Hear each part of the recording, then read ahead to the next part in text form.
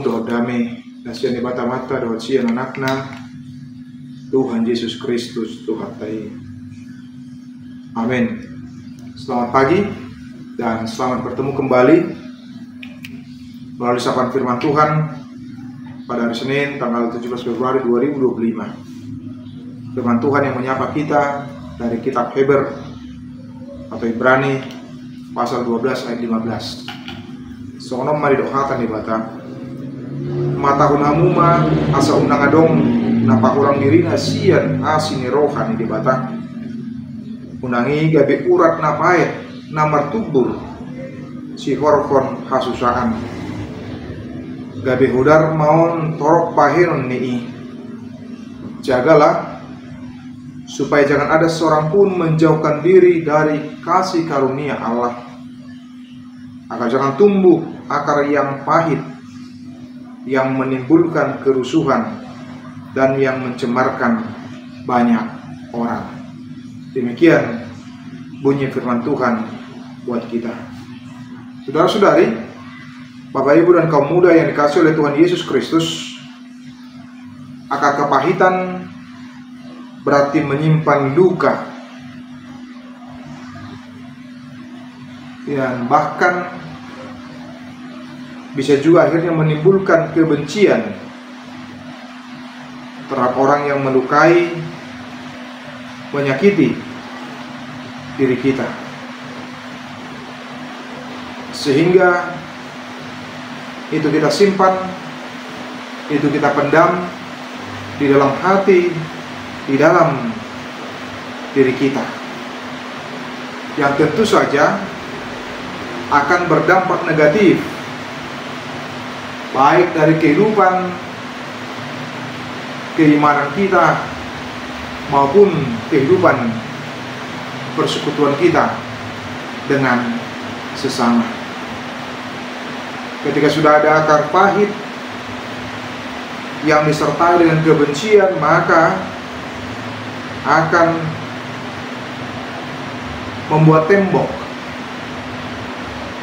Sulitnya pertemuan, sulitnya kebersamaan terhadap orang yang melukai hati kita. Itu yang menjadi peringatan dari penulis kitab Ibrani, agar jangan tumbuh akar pahit di dalam hati kita terhadap sesama kita. Oleh karena apa? Oleh karena sekali lagi ketika akar pahit itu dipelihara, maka akan berdampak kepada kebencian, balas dendam, dan kemudian bisa sampai menimbulkan tindakan destruktif yang merusak, melukai kembali orang lain yang menyakiti kita, atau mungkin kepada orang lain yang sesungguhnya tidak ada hubungannya, sehingga melampiaskan kemarahan dan kebencian kita terhadap orang lain kepada orang yang lainnya yang menjadi korban atas akar pahit di dalam hati dan di dalam diri kita.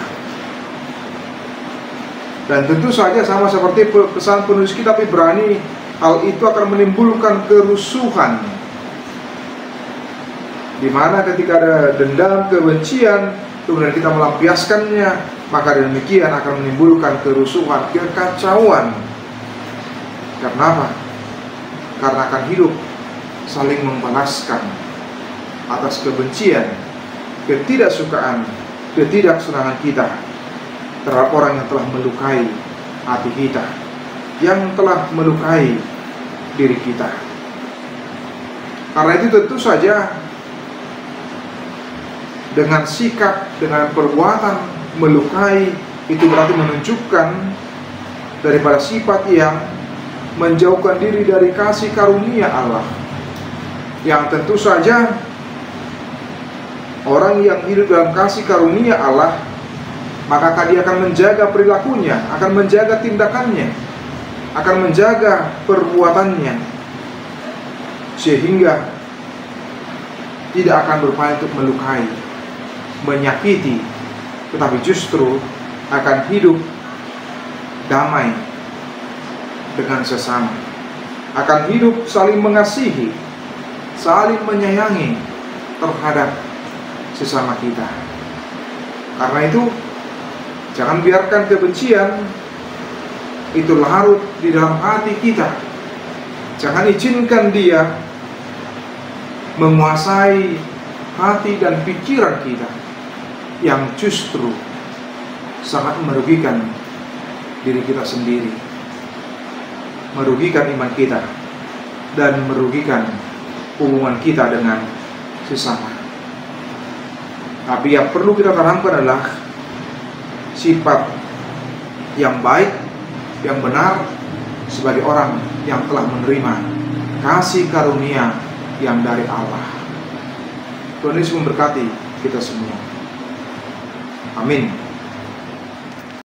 Kasih karunia dari Tuhan Yesus Kristus, serta kasih setia Allah Bapa, dan persekutuan Roh Kudus memberkati dan menyertai kamu sekalian hari ini, esok, dan sampai selama-lamanya. Amin.